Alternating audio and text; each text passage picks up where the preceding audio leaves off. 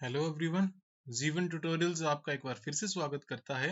Hope so आपको जो last lecture दिया गया है सॉलिड स्टेट के ऊपर वो आपको पसंद आया होगा। अब हम नेक्स्ट करेंगे classification of crystalline solids on the basis of the forces of attraction between the constituent particles and the type of constituent particles. अभी इससे पहले आपने पढ़ लिया है थोड़ा सा किसके बारे में, ब्रीफ सी इंट्रोडक्शन के बारे में, किसकी, सॉलिड स्टेट की, जिसमें हमने आपको क्रिस्टलाइन एंड अमोर्फस सॉलिड्स के बारे में थोड़ा सा डिटेल में बताया था। अब हम पढ़ेंगे classification of crystalline solids, that is periodic crystalline solids. एक नोट आप नोट कर लें यहाँ पे। अभी जो हम क्रिस्टलाइन सॉलिड्स पढ़ेंगे हम उनको बोलेंगे पीरियोडिक क्रिस्टलाइन सॉलिड्स। जो हम अभी सॉलिड्स पढ़ने वाले हैं वो कौन से पढ़ने वाले हैं? Periodic crystalline solids. पीरियोडिक मतलब जिसमें एक पैटर्न है और वो पैटर्न बार बार रिपीट हो रहा है। जिसमें एक पैटर्न है और वो पैटर्न बार बार रिपीट हो रहा है। There are other type of solids also, they are called as aperiodic. A मतलब क्या? नॉट। पीरियोडिक मतलब जिसमें एक पैटर्न चल रहा था। तो अगर उनमें पैटर्न नहीं चल रहा है, कुछ क्रिस्टल्स ऐसे भी होते हैं जिनमें पैटर्न सेम नहीं रहता लेकिन regular 3 dimensional arrangement of particles उनकी रहती है, उनको हम क्वासी क्रिस्टल्स भी कहते हैं। क्या कहते हैं? Quasi crystals. तो वो हम नहीं पढ़ने वाले अभी हम क्या पढ़ने वाले हैं? Periodic crystals. कौन से? Periodic crystalline solids. तो आपके पास ये जो पीरियोडिक क्रिस्टलाइन सॉलिड्स हैं ये 4 टाइप्स में कैटेगराइज किए जाते हैं। First is molecular crystalline solid, second is ionic crystalline solid, third is covalent crystalline solids and the last one is metallic crystalline solids. तो ये आपके पास 4 टाइप ऑफ क्रिस्टलाइन सॉलिड्स हैं। तो जो आपके पास मॉलिक्यूलर क्रिस्टलाइन सॉलिड है इसमें जो कॉन्स्टिट्यूएंट पार्टिकल्स होते हैं वो कौन से होते हैं? मॉलिक्यूल्स होते हैं। क्या होते हैं उसमें? मॉलिक्यूल्स होते हैं। लेकिन लेकिन आपके पास ये जो मॉलिक्यूलर क्रिस्टलाइन सॉलिड्स हैं ये आपके पास फर्दर डिवाइडेड है इनटू 3 टाइप्स। तो जो फर्स्ट टाइप है इसका उसको हम कहते हैं non polar molecular solids, and second type है इसका polar molecular solids, and third है आपके पास हाइड्रोजन बॉन्डेड मॉलिक्यूलर सॉलिड्स। तो आपके पास जो नॉन पोलर मॉलिक्यूलर सॉलिड्स होते हैं वो आपके पास क्या होंगे? उसमें जो फोर्स ऑफ अट्रैक्शन होगी वो क्या होगा? Weak van der Waals force of attraction होगी। और जो कॉन्स्टिट्यूएंट पार्टिकल्स होंगे उसमें एटम्स एंड मॉलिक्यूल्स, या एटम हो सकते हैं या मॉलिक्यूल्स होते हैं। अगर एटम्स की बात करता हूं तो जैसे कि अगर आपके पास नोबल गैसेस हैं उसमें क्या होते हैं? हीलियम होता है, उसमें आर्गॉन हो गया, क्रिप्टॉन, जीनॉन। तो ये आपके पास सारी की सारी क्या है? Noble gases. इसमें जो कॉन्स्टिट्यूएंट पार्टिकल्स हैं वो क्या है? आपके पास एटम्स हैं। क्या है आपके पास? एटम्स हैं। और ये जो एटम्स हैं ये एक दूसरे से बॉन्डेड किसके थ्रू होते हैं? Weak van der Waals forces of attraction के थ्रू। और जो सेकंड है आपके पास दैट इज क्या? जो आपके पास जिसमें मॉलिक्यूल्स वहां पे होते हैं तो उसका एग्जांपल है जैसे कि हाइड्रोजन, क्लोरीन, आयोडीन। ये सभी के सभी क्या हैं? मॉलिक्यूलर सॉलिड्स हैं जिसमें आपके पास जो कॉन्स्टिट्यूएंट पार्टिकल्स क्या हैं? मॉलिक्यूल्स हैं।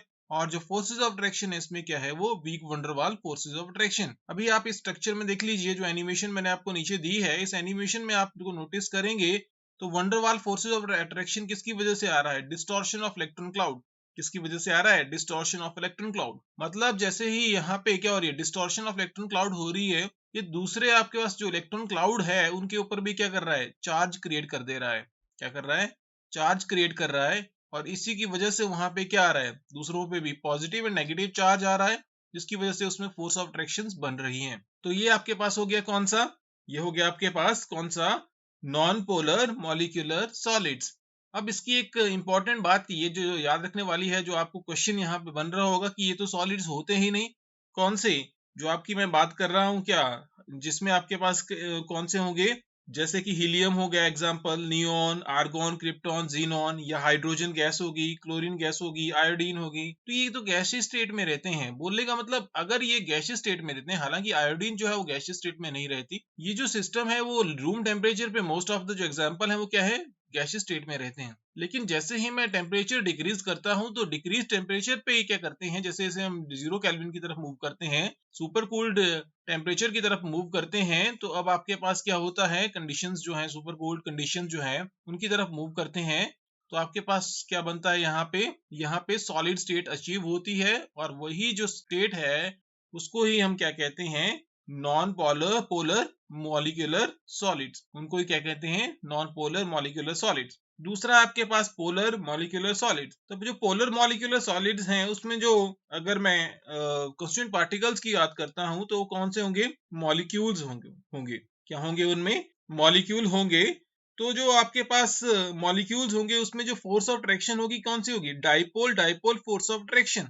कौन सी होगी वो? उनमें जो dipole dipole force of attraction होगी।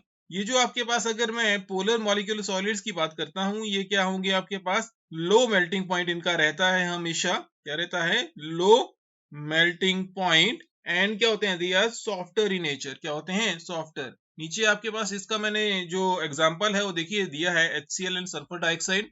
और अगर जो फोर्सेस ऑफ अट्रैक्शन है ये भी मैंने आपको बताई है। इसमें क्या है? जो आपके पास कौन सी है? Dipole dipole forces of attraction भी मैंने आपको देखिए बताई है। तो dipole dipole force of attraction इस तरीके से होती हैं। नेक्स्ट करते हैं इसमें जो हाइड्रोजन बॉन्डेड मॉलिक्यूलर सॉलिड्स हैं। अब हाइड्रोजन बॉन्डिंग मॉलिक्यूलर सॉलिड्स में क्या होगा? हाइड्रोजन बॉन्ड के थ्रू क्या होंगे? मॉलिक्यूल्स एक दूसरे के क्या रहेंगे? क्लोज रहेंगे। और जो ये आपके पास most of the molecular solid मैं स्टडी कर रहा हूँ, इनका मेल्टिंग एंड बॉइलिंग पॉइंट हमेशा लो रहता है। और इसकी बात याद रखना है कि मोस्ट ऑफ द जो आपके पास एग्जांपल्स हैं वो रूम टेम्परेचर पे क्या रहते हैं? लिक्विड एंड गैसियस स्टेट पे रहते हैं, जिसको हम सुपर कूल करके मतलब आपके पास टेम्परेचर डिक्रीज करके उसको क्या करते हैं? सॉलिडिफाई करते हैं। तो आपके पास जो हाइड्रोजन बॉन्डेड मॉलिक्यूलर सॉलिड्स हैं उसमें भी आपके पास जो मॉलिक्यूल्स हैं वही आपके पास क्या होंगे? कॉन्स्टिट्यूएंट पार्टिकल्स होंगे। और जो फोर्स ऑफ अट्रैक्शन होगी उसमें कौन सी होगी? हाइड्रोजन बॉन्डिंग होगी। क्या होगी उसमें?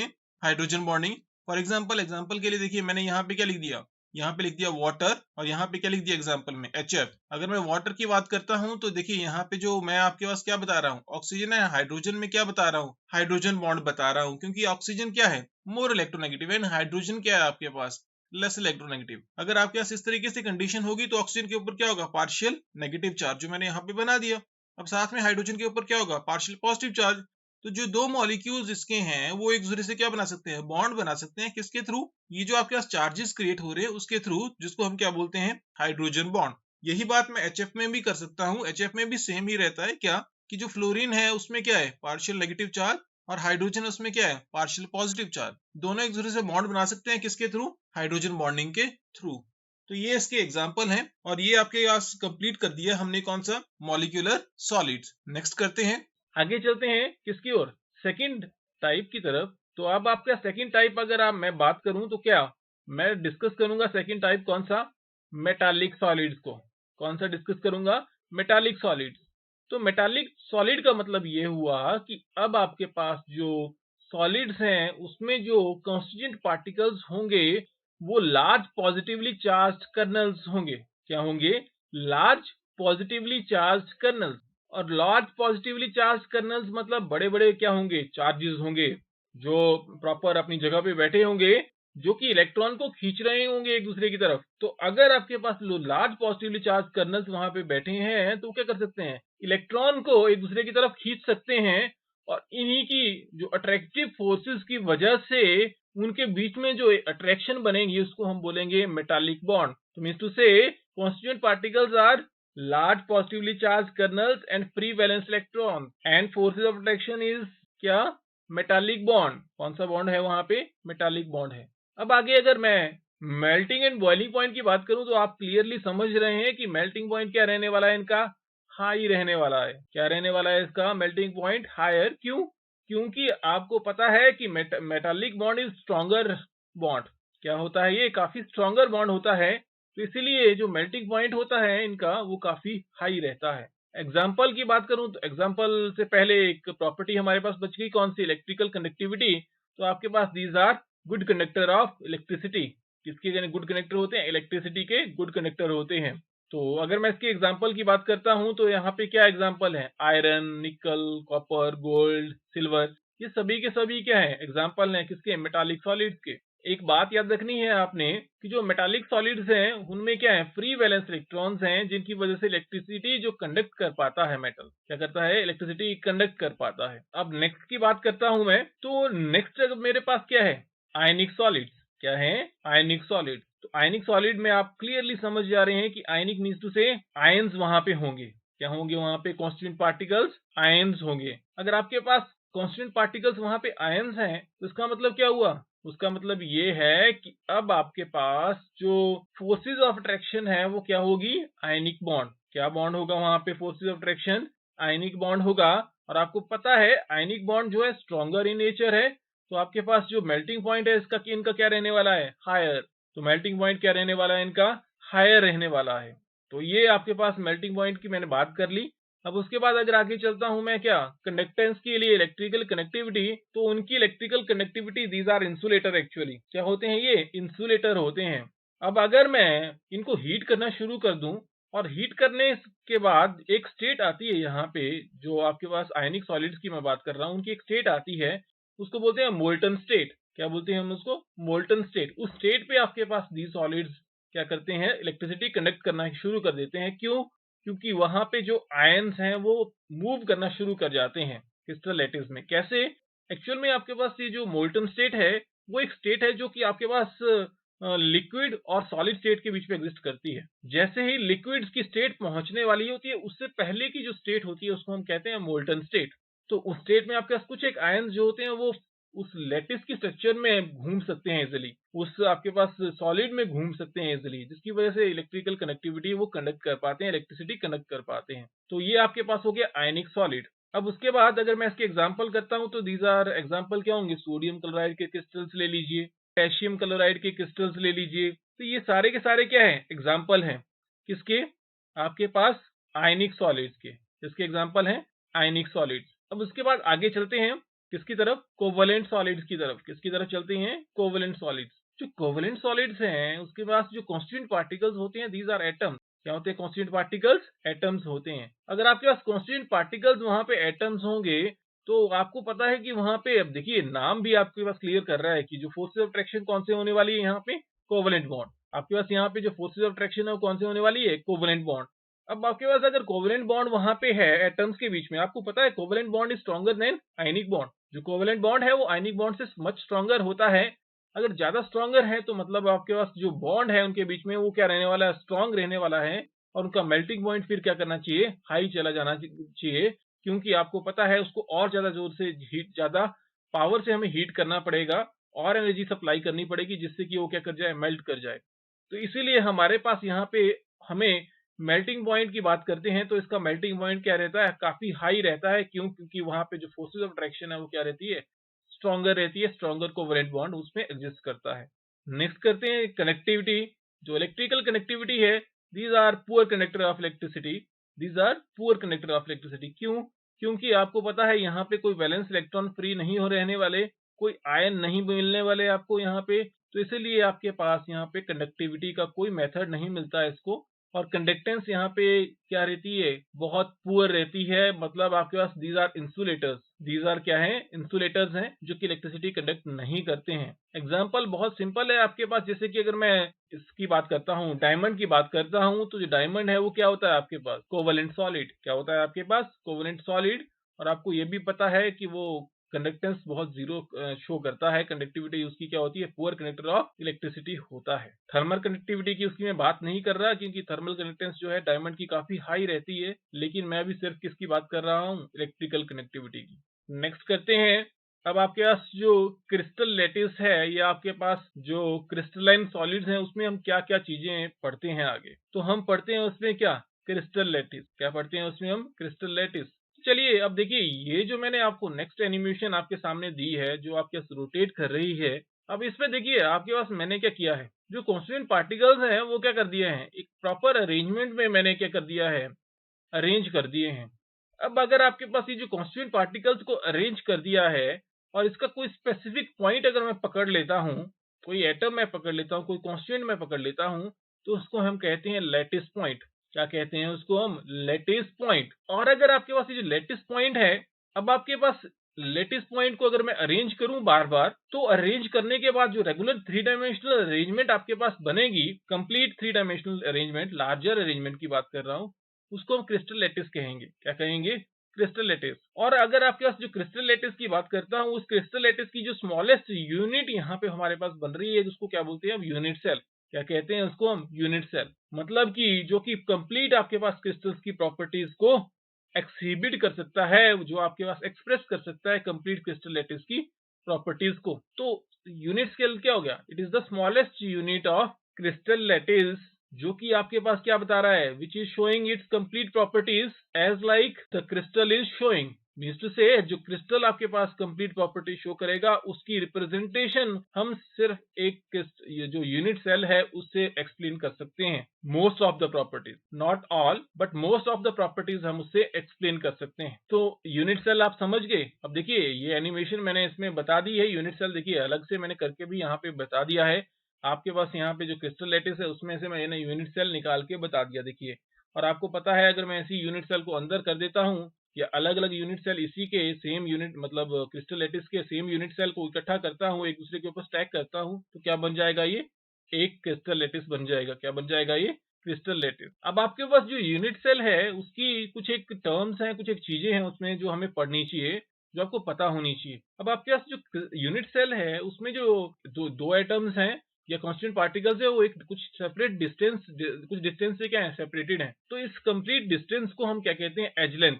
क्या कहते हैं उसको हम, एज लेंथ। मतलब जो यूनिट सेल की जो आपके पास लेंथ है उसको हम क्या कहेंगे, उसकी एज लेंथ। तो ये जो यूनिट सेल की लेंथ ब्रेड्थ हाइट है वो हम उसको क्या कहते हैं, as length of the unit cell, जिसको हम ए बी और सी से रिप्रेजेंट करते हैं। किससे रिप्रेजेंट करते हैं, ए बी एंड सी से।